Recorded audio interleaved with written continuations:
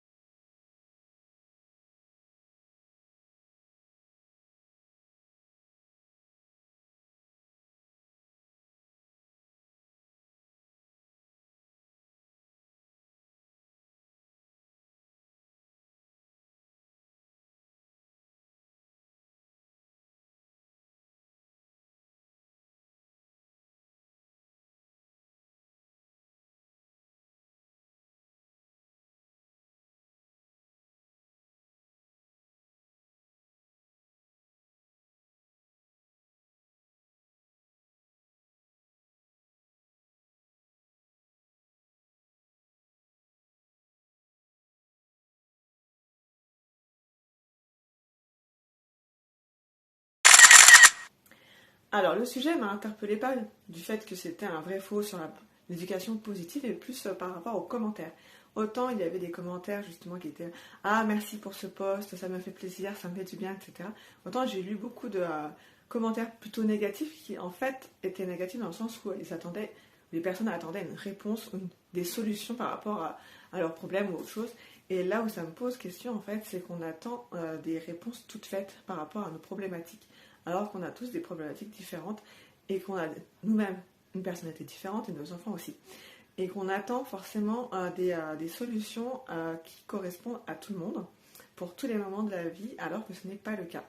Donc j'ai pu discuter avec une personne dans les commentaires justement qui me disait « Oui, mais ce genre de post culpabilise les parents et ne donne pas de solution. » Alors je lui ai répondu qu'en fait ce post-là effectivement ne donnait pas de solution parce que ce n'était pas le sujet. Le sujet c'était plus de faire un vrai faux sur l'éducation positive, qu'est-ce qu'on entend par là et quels sont les préjugés qu'on peut avoir dessus.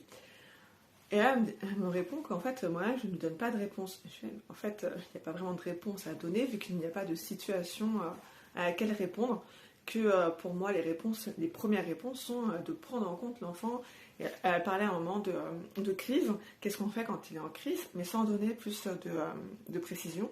Donc je réponds à ce moment-là, quand il y a une crise, on va aussi en fonction de l'enfant, mais ça peut être de prendre dans les bras, de lui proposer d'autres solutions comme aller taper dans un ballon, de faire un dessin, un gribouillage, etc. Ou parfois de l'isoler si elle est mise en danger. Et effectivement, par rapport à la mise en danger, les définitions ne vont pas être les mêmes pour tout le monde.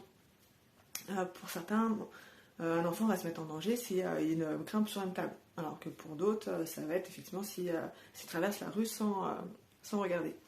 Et en fait, il y a toutes ces petites choses-là où je disais, vous attendez des solutions concrètes à quelque chose, mais vous ne donnez pas de précision par rapport à la solution et par rapport à l'âge de l'enfant, parce qu'en fonction de son âge, on ne va pas forcément répondre de la même manière, même si la solution peut paraître la même, on va y répondre différemment.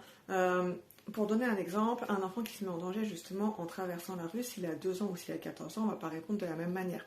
Un enfant qui a 2 ans, on va lui rappeler les règles, on va déjà le rattraper pour qu'il ne soit pas en danger, on va lui rappeler les règles, lui dire voilà, j'ai eu peur parce que tu aurais pu être blessé. Et là, on parle de notre propre peur. Et on va aussi parler de notre besoin de sécurité. Là, moi, j'ai besoin que toi, tu restes sur le trottoir parce que tu es en sécurité sur le trottoir. Alors que si tu traverses la rue sans regarder, tu ne vois pas si une voiture arrive ou pas. Si c'est un enfant plus grand, a priori, normalement, il est censé avoir intégré la règle. Alors effectivement, on va lui rappeler la règle. Mais on ne va pas forcément réagir de la même manière. Et c'est là où, en fait, ça me pose question. Parce qu'on attend une certaine façon de réagir de notre enfant. Sauf qu'on ne sait pas si l'enfant a intégré justement tout ce qu'on aimerait lui inculquer. Sur la notion de mise en danger, un enfant de 2 ans n'aura pas la même notion que nous ou qu'un enfant de 14 ans. Donc lui, s'il voit son ballon qui traverse la rue, qu'est-ce qu'il a envie de faire? C'est d'aller chercher son ballon. Il ne va pas forcément penser aux voitures qui peuvent arriver et qui peuvent le mettre en danger. C'est son ballon en premier. Ça va être sa priorité. Notre priorité, ça va être que notre enfant reste en vie. Donc voilà, déjà rien que ça, on est sur 2 perceptions différentes. Donc en fait, on va pas être sur les mêmes attentes entre l'enfant et nous. Et là où, du coup, j'ai poussé à ma réflexion un peu plus loin, c'est que je me suis dit qu'on a des attentes par rapport aux enfants, vu leur âge. Sur un nouveau-né, un bébé, on va être beaucoup plus dans la réponse aux besoins. Un bébé qui pleure, on va chercher pourquoi il pleure. Est-ce qu'il a besoin de manger? On va lui donner à manger. Est-ce qu'il a besoin d'être changé? On va le changer. Est-ce qu'il a besoin des bras? On va lui donner les bras. Voilà, on va vraiment réfléchir à répondre à ses besoins à ce moment-là. Et c'est quelque chose, j'ai l'impression, qu'on oublie avec l'enfant qui grandit. Comme si à 5 ans, à 10 ans, on n'avait plus besoin de répondre aux besoins de nos enfants. Il est censé pouvoir y répondre par lui-même. Mais en fait, si tu ne le sais pas, le cerveau n'est mature que vers 25 ans d'après les neurosciences, ce qui veut dire qu'il y a quand même des choses qui mettent beaucoup de temps avant d'être intégrées. Et c'est aussi ce que je répondais par rapport à la personne qui me disait « Oui, mais vous ne donnez pas de solution. » Et ça, elle me l'a dit 2 ou 3 fois, alors que je lui en avais donné au fur et à mesure. Je disais, en fait, ça va être de la répétition. Comme nous, quand on a appris à marcher, c'est pourtant quelque chose de normal, de physiologique, si on n'a pas de pathologie, bien sûr. Mais les premières fois, on va s'agripper à un meuble pour pouvoir se lever, et on va se tenir à ce meuble avec les 2 mains, on va marcher un petit peu en crabe, etc. Et au fur et à mesure, on va se lâcher d'une main, ensuite l'autre, on va faire des petits pas. C'est comme ça qu'on va apprendre à marcher. Et c'est par la répétition qu'on l'a fait. On ne s'est pas dit la première fois qu'on est tombé, j'arrête. Non, on a continué, on a persévéré. Et en fait, c'est ça qu'on oublie avec les enfants, c'est que c'est beaucoup de répétition. Alors oui, c'est fatigant, parce qu'on se répète inlassablement, on a l'impression qu'en fait notre enfant ne nous écoute pas, mais c'est pas ça, c'est qu'il n'a pas encore intégré. Alors effectivement, en fonction de l'âge, il y a des fois où il s'en contrefiche, mais ça va pas vraiment être la question à ce moment-là, parce que s'il s'en contrefiche, c'est pas pour nous embêter, c'est parce qu'on ne répond pas à son besoin à ce moment-là, ou que lui était dans autre chose. Et cette notion-là, j'ai l'impression qu'on l'oublie au fur et à mesure que notre enfant grandit.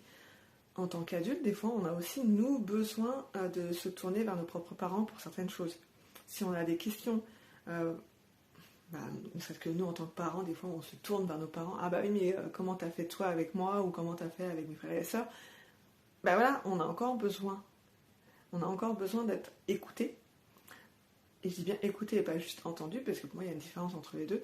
Mais voilà, on a vraiment ce besoin d'être écouté, d'être parfois conforté, ou au contraire de nous dire, là tu fais peut-être fausse route, ou tu devrais peut-être faire autrement.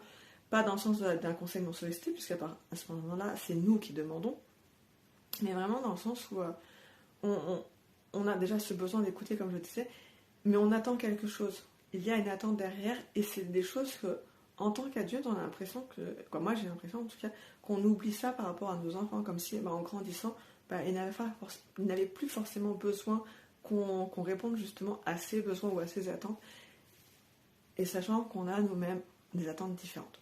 Voilà, je ne sais pas ce que tu en penses, n'hésite pas à me le dire en commentaire.